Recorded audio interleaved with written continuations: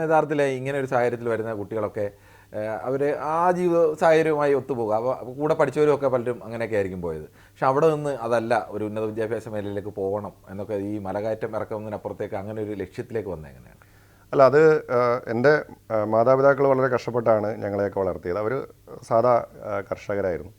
അപ്പോൾ അവർക്ക് ഈ ഒരു ഒരു മലയോര കർഷകൻ്റെ എല്ലാ ദുരിതങ്ങളും അനുഭവിച്ച ഒരു കുടുംബം എന്ന നിലയിൽ അവർക്ക് അവരുടെ മക്കൾ നല്ല രീതിയിൽ പഠിച്ചു വരണം, എങ്ങനെയെങ്കിലും രക്ഷപ്പെടുത്തണം എന്നുള്ളൊരു അതിയായ ആഗ്രഹം അവർക്കുണ്ടായിരുന്നു. അതിനുവേണ്ടി ഒത്തിരി കഷ്ടപ്പെടേണ്ടി വന്നിട്ടുണ്ട്. സാമ്പത്തികമായിട്ടുള്ള ബുദ്ധിമുട്ടുകളും ഒക്കെ ഉണ്ടായിരുന്നു. അപ്പോൾ ഞങ്ങൾ 3 മക്കളാണ്, ഞാൻ ഏറ്റവും ഇളയ ആളാണ്.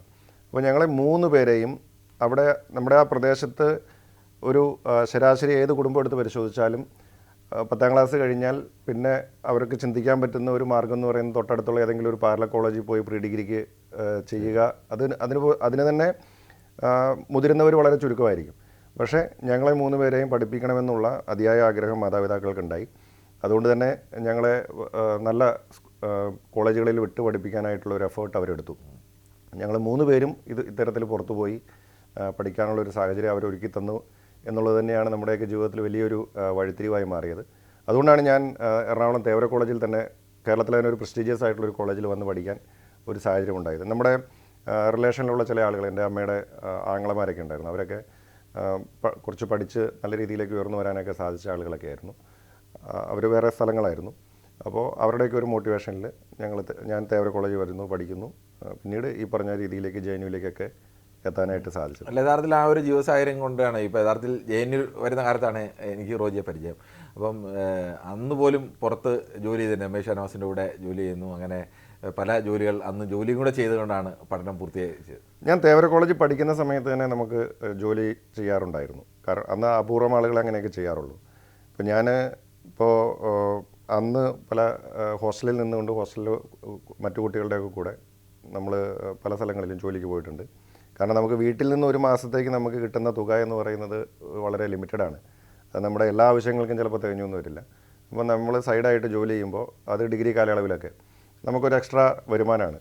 പിന്നീട് JNUവിൽ ഡൽഹിയിൽ വരുന്ന സമയത്തും നമുക്ക് ഇതുപോലെ തന്നെ നമ്മളെ ആവശ്യത്തിനനുസരിച്ച് നമുക്ക് പണം വീട്ടിൽ നിന്ന് ലഭിക്കാനുള്ള സാഹചര്യമില്ല. അങ്ങനെയാണ് ഞാൻ പല ജോലികൾക്കും പോയിട്ടുണ്ട്. ഇപ്പോൾ അന്നത്തെ MP ആയിരുന്ന ശ്രീ M.A. ഷാനവാസിൻ്റെ കൂടെ ഞാൻ പാർലമെൻ്ററി അസിസ്റ്റൻസിൽ വർക്ക് ചെയ്തിട്ടുണ്ട്. അതുപോലെ അഡ്മിനിസ്ട്രേറ്റീവ് റിഫോംസ് കമ്മീഷനിൽ ഞാൻ കുറച്ചു കാലം, അന്ന് നമ്മുടെ മുൻ DGP ആയിരുന്ന റോയുടെ ചീഫൊക്കെ ആയിരുന്ന ഹോർമിസ് തരകൻ സാറിൻ്റെ കൂട്ടത്തിൽ ഞാൻ റിസർച്ച് അസിസ്റ്റൻ്റായിട്ട് വർക്ക് ചെയ്തിട്ടുണ്ട്. രാഷ്ട്രീയത്തിലേക്ക് വന്നാൽ വീട്ടിൽ ആരെങ്കിലും ഏതെങ്കിലും ഒരു രാഷ്ട്രീയ പാരമ്പര്യം അങ്ങനെ ഉള്ള ആരെങ്കിലും ഉണ്ടോ? ഇല്ല, എൻ്റെ വീട്ടിലാരും അങ്ങനെ ഒരു രാഷ്ട്രീയത്തിൽ സജീവമായിട്ടുള്ള ആളുകൾ ഇല്ല. മാത്രമല്ല വീട്ടുകാർക്ക് അന്നും ഇന്നും ഇതിനെ പൂർണ്ണമായിട്ട് ഉൾക്കൊള്ളാൻ സാധിച്ചിട്ടുണ്ടോ എന്ന സംശയം എനിക്കുണ്ട്. ഞാൻ ഈ കോളേജിൽ പഠിക്കുന്ന കാലത്ത് ഞാൻ തേവര കോളേജിലെ യൂണിയൻ ചെയർമാനൊക്കെ ആയിരുന്നു. അപ്പോൾ അവിടെ സജീവമായിട്ട് KSU ഒക്കെ ആയിട്ട് നിൽക്കുന്ന സമയത്ത് ഞാൻ വീണ്ടും അതിനുശേഷം തേവരയിൽ തന്നെ എൻ്റെ പഠനം തുടരാനായിട്ടാണ് എൻ്റെ ആഗ്രഹം. കാരണം എൻ്റെ മനസ്സിൽ ഈ രാഷ്ട്രീയം മുന്നോട്ട് കൊണ്ടുപോകണം എന്നുള്ളതായിരുന്നു. അപ്പോൾ ഒരർത്ഥത്തിൽ എന്നെ രാഷ്ട്രീയത്തിൽ നിന്നും അകറ്റാൻ വേണ്ടിയിട്ട് കൂടിയാണ് വീട്ടുകാർ നിർബന്ധിച്ച് എന്നെ ഹൈദരാബാദിലേക്ക് കിടന്നത്. വെച്ചാൽ നാട്ടിൽ നിന്ന് പാക്ക് ചെയ്താണ്. കാരണം ഇവിടെ നിന്നാൽ ഇനി രാഷ്ട്രീയം കളിച്ച് നശിച്ചു പോകും എന്നുള്ള ചിന്ത സ്വാഭാവികമായിട്ടാണ് എല്ലാ മാതാപിതാക്കളും. കാരണം അവർ വലിയ പ്രതീക്ഷയോട് കൂടിയിട്ടാണ് നമ്മളെ അത്ര കഷ്ടപ്പെട്ട് സാമ്പത്തിക ബാധ്യതയൊക്കെ ഏറ്റെടുത്തുകൊണ്ട് നമ്മളെ എറണാകുളത്ത് വിട്ട് പഠിപ്പിക്കുന്നത്. അപ്പോൾ അവിടെ നിന്ന് നമ്മൾ രാഷ്ട്രീയം കളിച്ച് നശിച്ചു പോകരുതെന്ന ആഗ്രഹത്തോടു കൂടി അവർ എന്നെ ഹൈദരാബാദിലേക്ക് പഠിക്കാൻ വിട്ടു. അപ്പോൾ ഹൈദരാബാദിൽ ചെന്നപ്പോൾ എനിക്ക് അവിടെ അത്ര ആ കാലഘട്ടത്തിൽ ഹൈദരാബാദ് യൂണിവേഴ്സിറ്റി ഇന്നുള്ളതുപോലെ വലിയൊരു പൊളിറ്റിക്സിൻ്റെ ഒരു ക്യാമ്പസൊന്നും അല്ലായിരുന്നു, അന്തരീക്ഷം ഉണ്ടായിരുന്നില്ല.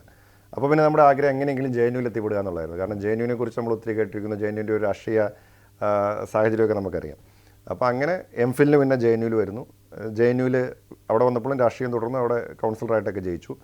അപ്പോൾ ആ കാലഘട്ടങ്ങളിലൊക്കെ ഞാനിപ്പോൾ ഉദാഹരണത്തിന് തേവര കോളേജിൽ ഞാൻ ചെയർമാനായിട്ട് തിരഞ്ഞെടുക്കപ്പെടുമ്പോൾ ഇലക്ഷൻ്റെ റിസൾട്ട് വരുന്നത് വരെ ഞാൻ വീട്ടിൽ പറഞ്ഞിട്ടില്ല, മത്സരിക്കുന്നു എന്ന് പറഞ്ഞിട്ടില്ല. ഞാൻ ചെയർമാനായി തിരഞ്ഞെടുക്കപ്പെട്ടതിന് ശേഷമാണ് ഞാൻ വീട്ടിൽ വിളിച്ചു പറയുന്നത് ഞാൻ ഇങ്ങനെ ഇലക്ഷൻ മത്സരിച്ചു, വിജയിച്ചു എന്ന്. അപ്പോൾ അവർക്കപ്പോഴും അത് ഉൾക്കൊള്ളാൻ പറ്റുന്നൊരു കാര്യമൊന്നുമല്ല. അപ്പോൾ രാഷ്ട്രീയത്തിൽ വരുന്നതിനോട് ആ കാലഘട്ടങ്ങളിൽ അവർക്കതിനോട് അന്ന് അവരെ സംബന്ധിച്ച് അവരുടെ ഒരു ചിന്തയിൽ അവർക്കത് കോംപ്രിഹെൻഡ് ചെയ്യാൻ പറ്റുന്ന അല്ലെങ്കിൽ അംഗീകരിക്കാൻ സാധിക്കുന്ന ഒന്നായിരുന്നില്ല. അവർക്ക് രാഷ്ട്രീയത്തോട് എതിർപ്പൊന്നും ഉണ്ടായിട്ടില്ല. പക്ഷേ സ്വാഭാവികമായും ഏത് മാതാപിതാക്കൾക്കും ഉണ്ടാകുന്നത് പോലെയുള്ള ഒരാശങ്കയായിരുന്നു. മക്കൾ പഠിച്ചെങ്ങനെയെങ്കിലും രക്ഷപ്പെടണം, അതിനുവേണ്ടിയിട്ടാണല്ലോ നമ്മളെ കഷ്ടപ്പെട്ട് ഓരോ സ്ഥലത്തേക്ക് വിടുന്നത്. അപ്പോൾ അങ്ങനെ ഒരു ചിന്തയുണ്ടായിരുന്നു. അത് അല്ലാതെ രാഷ്ട്രീയത്തിൽ കുടുംബത്തിൽ നിന്നുള്ള ആരും അങ്ങനെ സജീവമായിട്ടുണ്ടായിട്ടില്ല.